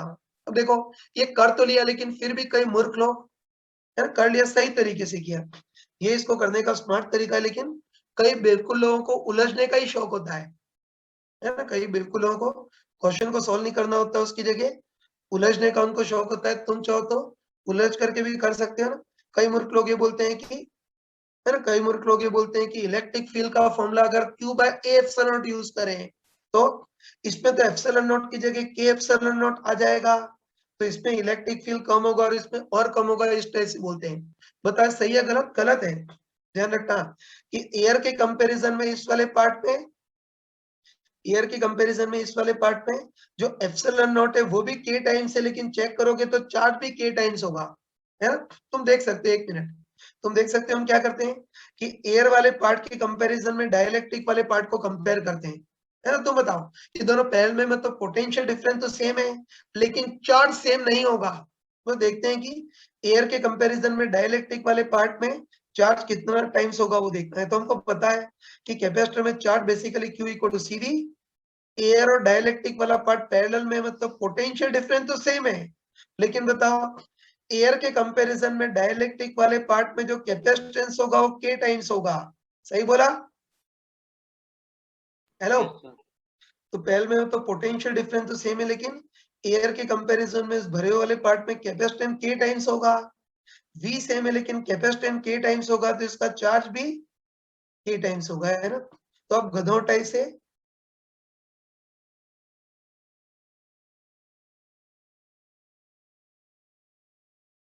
है ना, तो ध्यान रखना कि अब गधोटाई से तुम इलेक्ट्रिक फील्ड का वाला भी फॉर्मूला यूज कर सकते हो कि बताओ इलेक्ट्रिक फील्ड का फॉर्मूला चार्ज की फॉर्म में क्या होता है, Q बाय A एप्सिलॉन, उसका भी यूज कर सकते हो। तो तुम स्मार्ट ही बताया ना, तुम, है ना, तुम स्मार्ट ही बताओ कि एयर के कंपैरिजन में जो भरा हुआ पार्ट है ना, एयर के कंपैरिजन में जो भरा हुआ पार्ट है उसमें एप्सिलॉन नॉट की जगह k एप्सिलॉन नॉट आ जाएगा, मतलब एप्सिलॉन नॉट भी k टाइम्स होगा लेकिन चार्ज भी k टाइम्स होगा। सही कहा? हेलो। बोल Yes, sir. सकते हैं कि एयर के कंपैरिजन डाइलेक्ट्रिक मीडियम वाला जो पार्ट है वह एप्सिलॉन नॉट भी k टाइम्स होगा लेकिन चार्ज भी k टाइम्स होगा। तो k से k कैंसिल हो जाएगा, मतलब इलेक्ट्रिक फील्ड सेम रहेगा। ऐसे गधोटे से जस्टिफाई भी कर सकते हो, लेकिन है ना जो इंसान है वो तो इस टाइप से करेगा ही नहीं, है तो उलझने के काम है ना। तो ध्यान रखना कि हमको गधोटाई से इतना उलझने की जरूरत नहीं है। हम तो अपने स्ट्रेट फॉरवर्ड तरीके से करेंगे कि तीनों पैरेलल कॉम्बिनेशन में पोटेंशियल डिफरेंस सेम है, तो बस इलेक्ट्रिक फील्ड का फॉर्मूला पोटेंशियल डिफरेंस की फॉर्म में लगाएंगे, delta V by delta R मतलब V बाय D, बस सब पैरेलल में मतलब पोटेंशियल डिफरेंस सेम है। तीनों में प्लेट के बीच डिस्टेंस D भी सेम है, तो इलेक्ट्रिक फील्ड भी सेम होगा, डेट्स ऑल, है ना। ये तो डेढ़ बुद्धि के लिए। हटाओ उसको, आगे बढ़ो। Yes, sir. ये तुम्हारे इंग्लिश मीडियम बैच में से डेढ़ बुद्धि ज्यादा दिखते हैं, जो हर चीज को उल्टा ही कान पकड़ते हैं। ये बता दिया।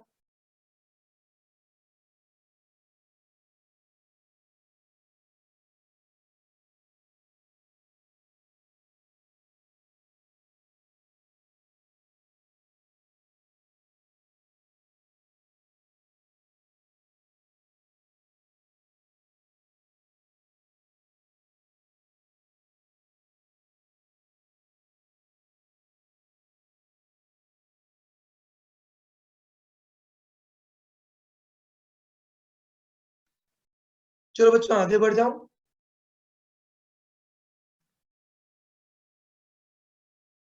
हेलो। Yes.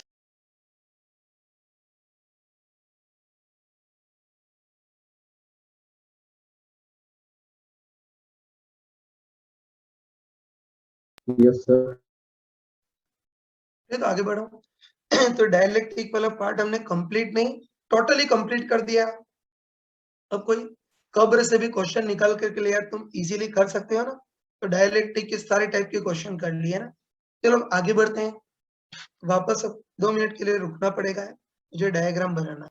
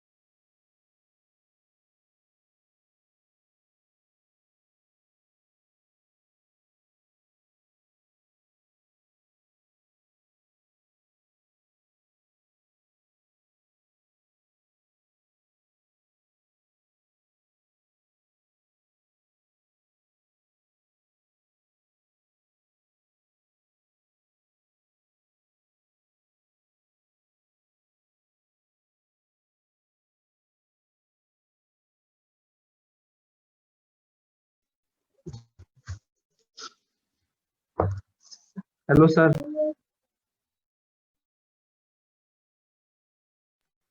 हाँ बच्चों, आवाज आ रही है? हेलो। यस यस आगे बढ़ो। तो डायलेक्टिक पर बेस सारे टाइप के क्वेश्चन कर लिए, है ना? अब आगे बढ़ते हैं। देखो, जैसे अभी तक तो हमने जितने भी क्वेश्चन किए थे ना, ध्यान रखना, ध्यान रखना कि अभी तक तो जितने भी क्वेश्चन किए थे उसमें कैपेसिटर का ऐसा सिंबॉलिक डायग्राम दे रखा था, लेकिन अब कई बार ऐसे क्वेश्चन आते हैं जिसमें कैपेसिटर का प्रैक्टिकल डायग्राम होता है, जिसमें कैपेसिटर को पैरेलल प्लेट की फॉर्म में दिया होता है, मतलब capacitor in the form of parallel plate ऐसा दिया होता है। तो तब इक्विवेलेंट कैपेसिटेंस कितना होगा वो देखना है ना। तो चलो इसको समझने के लिए क्वेश्चन ले रहा हूँ। आवाज आ रही है ना? Hello. Yes capacitor in the form of parallel plate, इसको देखते हैं ना। तो इसका एक नॉर्मल एग्जांपल ले रहा हूँ, थोड़ा फटाफट देखना है ना। देखो, इस बार भी हमको दे रखा है कि कंडक्टिंग मेटल की 4 लार्ज प्लेट्स है ना? वही ये तो वही हमको दे रखा है। हमको दे रखा है कि कंडक्टिंग मेटल की 4 ऐसी लार्ज प्लेट हैं।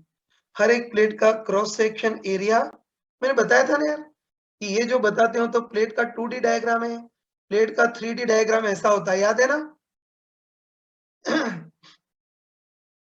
हेलो। यस तो हमको दे रखा है कि कंडक्टिंग मेटल की 4 ऐसी लार्ज प्लेट हैं, है ना? वही सारी प्लेट बहुत लार्ज हैं। हर एक प्लेट का क्रॉस सेक्शन एरिया ए और प्लेट के बीच डिस्टेंस डी है ना। बस कंडक्टिंग मेटल की 4 लार्ज प्लेट हैं, इनको पैरेलल रखा और बहुत पास पास सटा के रखा है ना। अब देखो, तो हम क्या करते हैं कि पहली और तीसरी प्लेट को, है ना, पहली और तीसरी प्लेट को आपस में जोड़ देते हैं, इसको टर्मिनल ए बोल लेते हैं। दूसरी और चौथी प्लेट को भी जोड़ देते हैं, इसको टर्मिनल बी बोल लेते हैं। बस हमको पूछा है कि पहले ए और बी के बीच इक्विवेलेंट कैपेसिटेंस कितना होगा, और फिर ए और बी के बीच बैटरी लगा दे तो प्लेट की हर एक सरफेस पर कितना कितना चार्ज आ जाएगा, वो हमको देखना है। स्टार्ट करते हैं ना। तो वही सबसे पहले हमको पूछा है कि ए और बी के बीच इक्विवेलेंट कैपेसिटेंस कितना होगा वो देखना है। और ए और बी के बीच इक्विवेलेंट कैपेसिटेंस का मतलब समझते हो ना, है ना? एक मिनट, ए और बी के बीच इक्विवेलेंट कैपेसिटेंस का मतलब ये होता है कि चार्ज अगर ए से एंटर करे और बी से निकले तो पूरा सिस्टम टोटल कितना कैपेसिटेंस क्रिएट करेगा वो देखना है। देखो, अगर ढंग से देखो तो इसमें बताओ 3 कैपेसिटर दिख रहे हैं, है ना यार? कि अगर ढंग से देखो तो इसमें एक्चुअली 3 कैपेसिटर दिख रहे हैं। तो बताओ कि ये दोनों कंडक्टिंग सरफेस आमने सामने, तो इससे एक कैपेसिटर बनेगा, बोल सकते हैं ना? कभी भी दो कंडक्टिंग सरफेस आमने सामने हो तो उससे कैपेसिटर बन जाता है। तो ये दोनों कंडक्टिंग सरफेस आमने सामने, इससे एक कैपेसिटर, ये भी कंडक्टिंग सरफेस आमने सामने, इससे दूसरा, और ये कंडक्टिंग सरफेस आमने सामने, इससे तीसरा कैपेसिटर। इस तरह से, इस तरह से ढंग से देखो तो इसमें 3 कैपेसिटर तो दिख रहे हैं, लेकिन कौन सीरीज में कौन पैरेलल में हमको पता नहीं चल रहा है। और मैंने तुमको चमका कर बताया था कि बताओ, कभी भी सीरीज या पैरेलल कॉम्बिनेशन पता नहीं चले तो ऐसे केस में अपना ब्रह्मास्त्र क्या रहेगा बताओ? Circuit reduction method. सही है ना? प्लीज बताओ, सीरीज और पैरेलल कॉम्बिनेशन नहीं दिख रहा, बस यहाँ भी हम अपना सर्किट रिडक्शन मेथड लगाएंगे। स्टार्ट करते हैं ना। तो तुम बताओ, तुम बताओ कि यहाँ से लेकर के यहाँ तक जीरो रेजिस्टेंस का एक ही कंडक्टिंग वायर चल रहा है, तो तब पोटेंशियल सेम हो गए तो पॉइंट को भी सेम बोल सकते हैं, मतलब बताओ। तो बताओ कि ये पॉइंट ए तो इसको भी ए बोल सकते हैं, ये ए तो इसको भी ए बोल सकते हैं, और ये ए तो इसको भी ए बोल सकते हैं, लेकिन ये ए तो इसको ए नहीं बोल सकते।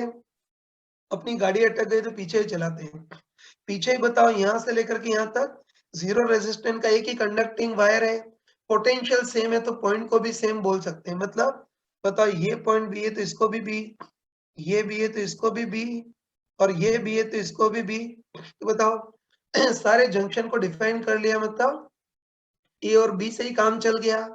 अगर कोई अननोन जंक्शन रह जाता तो उसको क्या मान लेते? सी मान लेते, लेकिन अभी ए और बी से ही काम चल गया। तुम आराम से बताओ ना, तुम आराम से बताओ कि सारे जंक्शन को, है ना, सारे जंक्शन को प्रॉपर्ली डिफाइन कर लिया बस।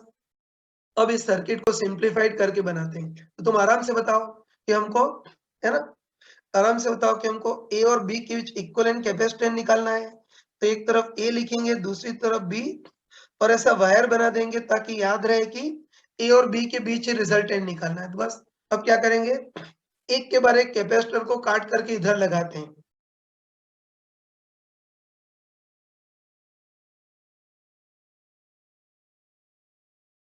ठीक है ना, तो बस अब एक के बाद एक कैपेसिटर को काट करके इधर लगाते हैं, ध्यान से देखना है ना। तो तुम बताओ, है ना, तुम बताओ कि ये दोनों कंडक्टिंग सरफेस आमने सामने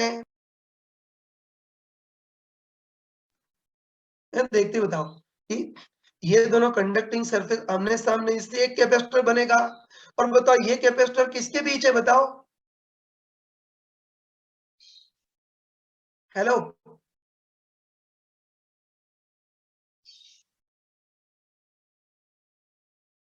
यार फटाफट रिप्लाई करो। Yes. फिर बोलो कि सारे कैपेसिटर को काट करके इधर लगाएंगे। तो तुम बताओ कि ये दोनों कंडक्टिंग सरफेस आमने सामने, तो इससे एक कैपेसिटर बनेगा जिसका कैपेसिटेंस कितना होगा, epsilon naught A by D होगा, जिसको सी बोल देते हैं। और बताओ सी का एक कैपेसिटर किसके बीच है, बताओ, ए और बी के बीच है, दिख रहा Yes. है ना। तो Yes, सी sir. का एक कैपेसिटर किसके बीच है, ए और बी के बीच है। तो इसको काट करके ए और बी के बीच सी का कैपेसिटर लगा देंगे ना। तो इसको काट करके ए और बी के बीच ऐसे सी का कैपेसिटर लगा देंगे। और देखो आगे हमको हर एक सरफेस को पहचानना भी होगा, तो उसके लिए ऐसा करते हैं कि इस कैपेसिटर को कैपेसिटर नंबर 1 बोल लेते हैं। तो ये कैपेसिटर नंबर 1। और आगे बढ़ते हैं, ये दोनों कंडक्टिंग सरफेस आमने सामने, इससे भी एक कैपेसिटर बनेगा। और बताओ ये कैपेसिटर किसके बीच है, बताओ, AB. है ना।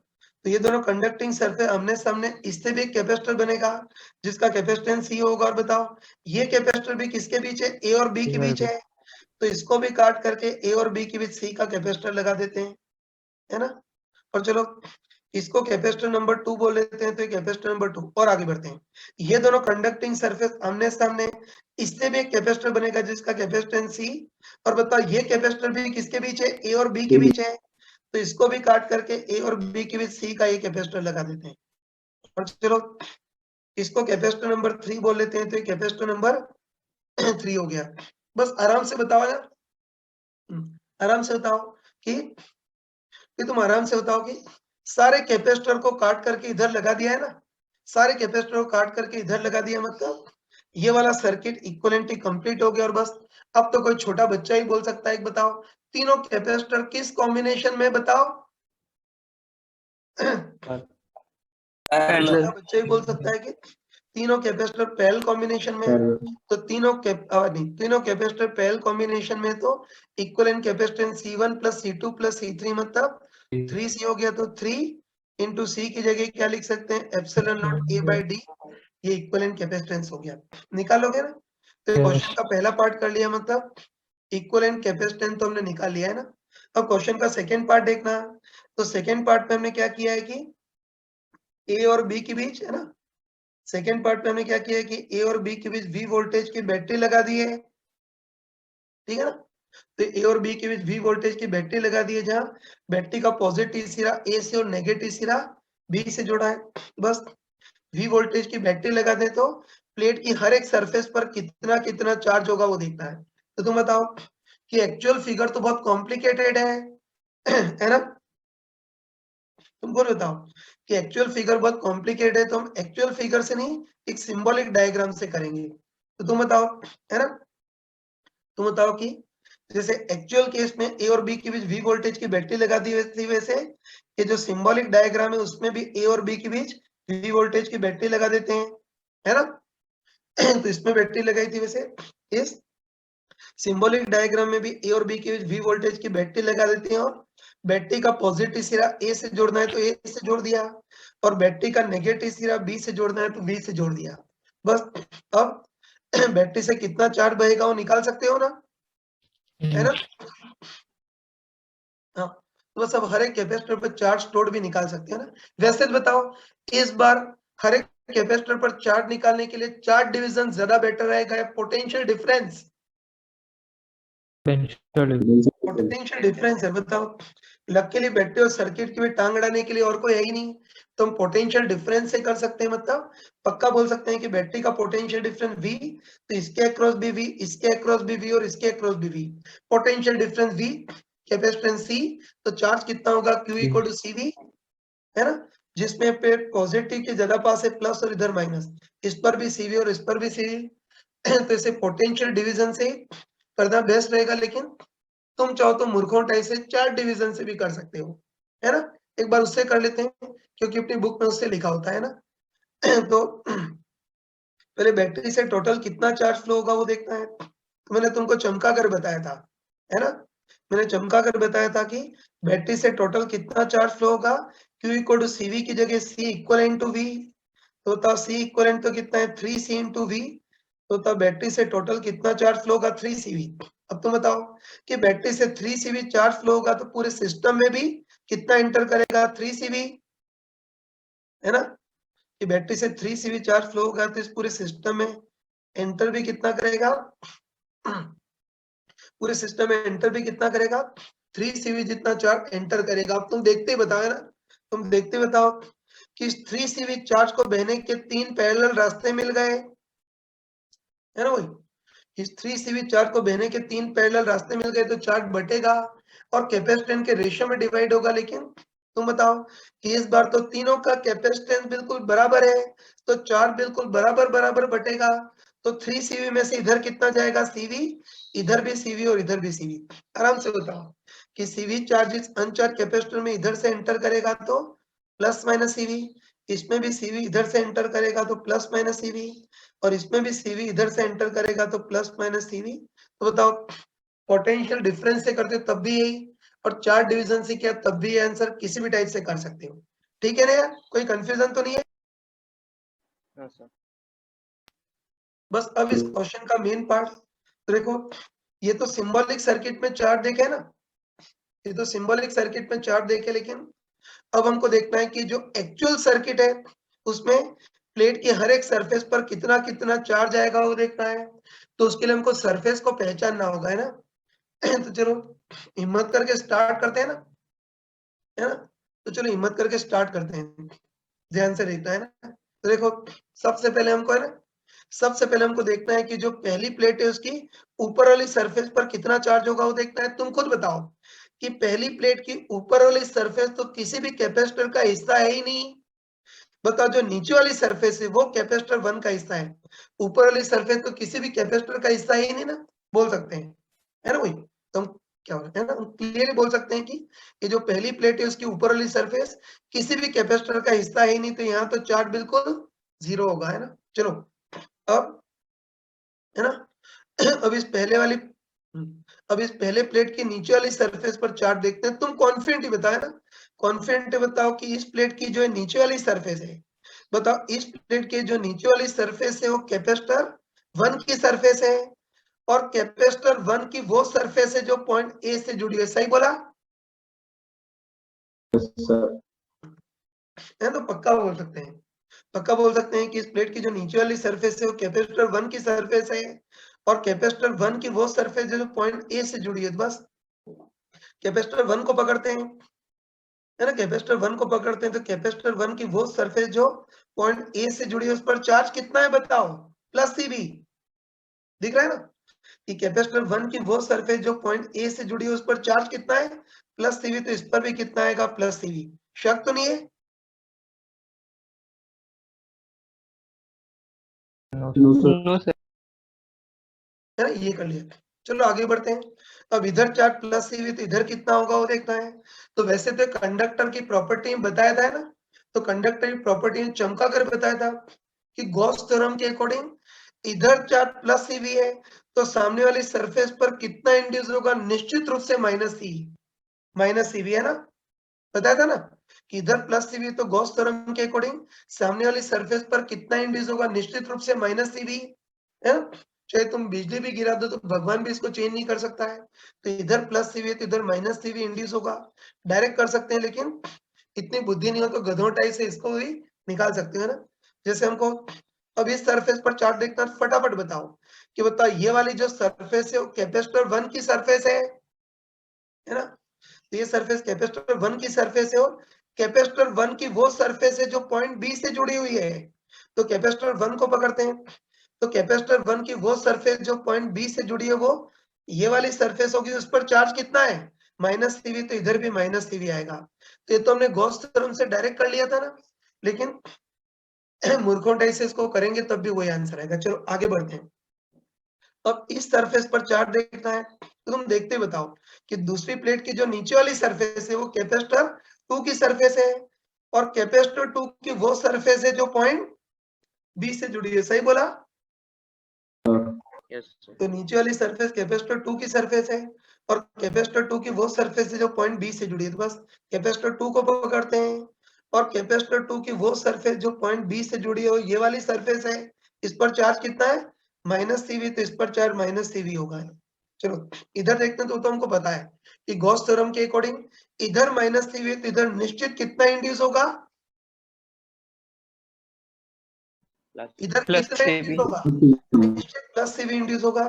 या तुम चाहो तो गधों से इसको भी निकाल सकते हो, इधर चार्ट देखना है तो ये जो सरफेस है वो भी कैपेसिटर 2 की सरफेस है और कैपेसिटर 2 की वो सरफेस है जो पॉइंट ए से जुड़ी हुई। बस कैपेसिटर 2 को पकड़ते हैं, उसकी वो सरफेस जो पॉइंट ए से जुड़ी है वो ये वाली सरफेस होगी, इस पर चार्ज +cv, ये +cv हो गया। तो ये तो हमको पहले से ही पता था। तो यहाँ मैं बेवकूफ ऐसे कर रहा हूँ, लेकिन एग्जाम में डायरेक्ट आना चाहिए, डायरेक्ट। ठीक है, चलो अब इधर चार्ट देखना है तो इसको ही पहचानो कि बताओ ये वाली जो सरफेस है ना, तीसरे प्लेट की नीचे वाली सरफेस, बताओ ये वाली जो सरफेस है वो कैपेसिटर 3 की सरफेस है और कैपेसिटर 3 की वो सरफेस है जो पॉइंट ए से जुड़ी है। बस कैपेसिटर 3 को पकड़ते हैं और कैपेसिटर 3 की वो सरफेस जो पॉइंट ए से जुड़ी है ये वाली होगी, इस पर चार्ज +cv है तो इधर +cv, इधर +cv, तो इधर कितना इंड्यूस होगा -cv। -cv। इसको भगवान भी चेंज नहीं कर सकता है, लेकिन तुम चाहो तो इसको भी गधों टाइप से निकाल सकते हो। इधर देखना है तो ये जो सरफेस है वो कैपेसिटर 3 की सरफेस है और कैपेसिटर 3 की वो सरफेस है जो पॉइंट बी से जुड़ी है। तो बस कैपेसिटर 3 को पकड़ते हैं, कैपेसिटर 3 की वो सरफेस जो पॉइंट बी से जुड़ी है वो ये वाली सरफेस होगी जिसका चार्ज कितना है -cv, तो इस पर -cv। और अब चौथी प्लेट की नीचे वाली सरफेस पर चार्ट देखना है। तुम बताओ कि चौथी प्लेट की जो नीचे वाली सरफेस है वो किसी भी कैपेसिटर का हिस्सा है ही नहीं, किसी भी कैपेसिटर का हिस्सा ही नहीं, इसलिए इधर चार्ज बिल्कुल 0 होगा। तो इस टाइप से हर सरफेस पर चार्ज निकाल लिया। कर लोगे? Yes sir. तो इजीली इस टाइप के क्वेश्चंस कर सकते हो, है ना। चलो अभी जो लास्ट क्वेश्चन है वो तुमको होमवर्क क्वेश्चन की फॉर्म में दे रहा हूँ, ठीक है, तुमको करना है और चिंता मत करना, पीछे में उसका सॉल्यूशन भी लिख दूंगा।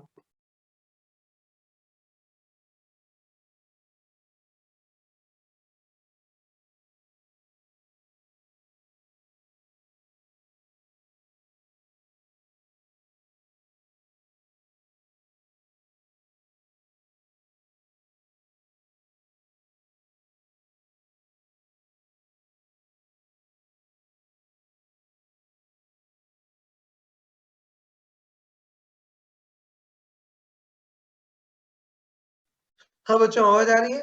हेलो। Yes sir. सर आवाज है ना, आगे के 2 क्वेश्चन तुमको खुद को ट्राई करने हैं। ये तो देखो क्वेश्चन पहले बोल लेता ना, तो इस बार भी हमको दे रखा है कि कंडक्टिंग मेटल की 4 लार्ज प्लेट है, पैरेलल रखी और काफी पास-पास होती रखी हैं। हर एक प्लेट का एरिया ए, प्लेट के भी डिस्टेंस डी है। हम क्या करें कि पहली और तीसरी प्लेट को आपस में जोड़ देते हैं, फिर दूसरी प्लेट है इसको टर्मिनल ए और चौथी प्लेट है इसको टर्मिनल बी।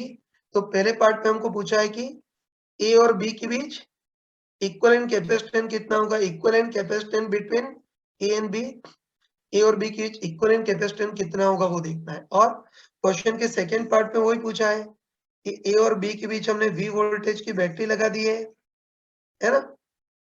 तो सेकंड पार्ट में वही पूछा है कि ए और बी के बीच वी वोल्टेज की बैटरी लगा दी है तो हर एक सरफेस पर कितना कितना चार्ज आएगा वो देखना है। बताओ ये क्वेश्चन भी पिछले क्वेश्चन के सिमिलर ही है ना?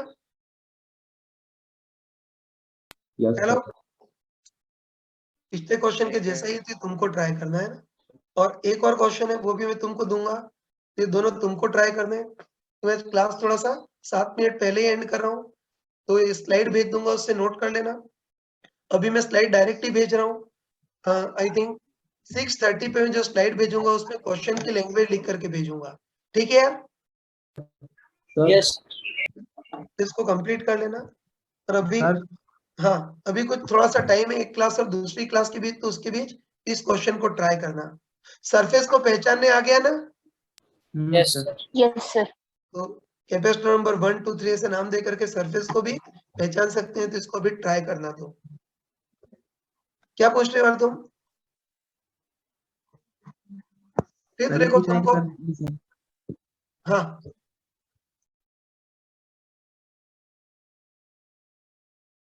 क्या हुआ? सर बोल रहे हैं कि दिसंबर तक फिजिक्स का सिलेबस खत्म हो जाएगा। हाँ इजीली हो जाएगा, नवंबर एंड में मैं करा दूंगा, तो अपने केवीपीआई तक मेजर पोर्शन हो जाएगा अपना। ठीक है सर। चलो मीटिंग एंड करो। Yes, sir.